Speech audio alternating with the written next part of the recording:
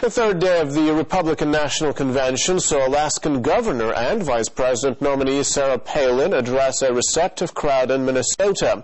But while Republicans were energized inside the convention, some opponents were making their voices heard outside, with scuffles leading to hundreds of arrests.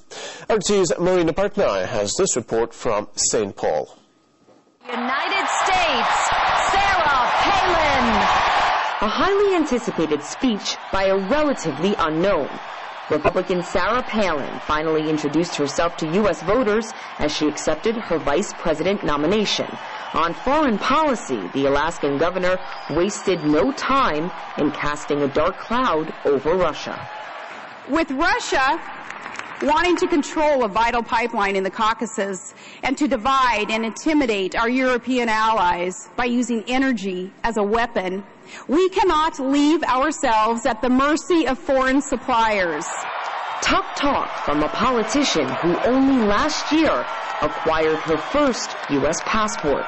At 44 years old, Palin's international travel includes one trip to Iraq and one to neighboring Canada. The pro-life social conservative received a thunderous reception from convention-goers. But out on the streets, others were quick to reject her credibility.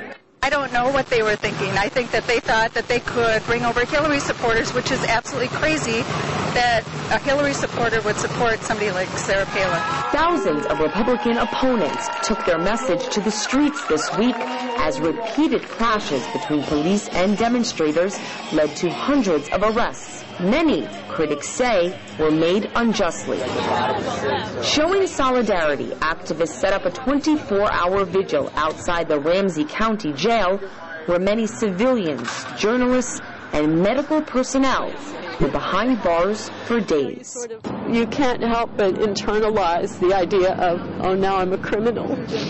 Juniper says her two friends were assaulted and arrested while they all took part in a march against poverty. Her friend Rebecca spent 24 hours in custody. I was arrested for conspiracy for an intent to use a poisonous substance. Did you have a poisonous substance? I had bottled water.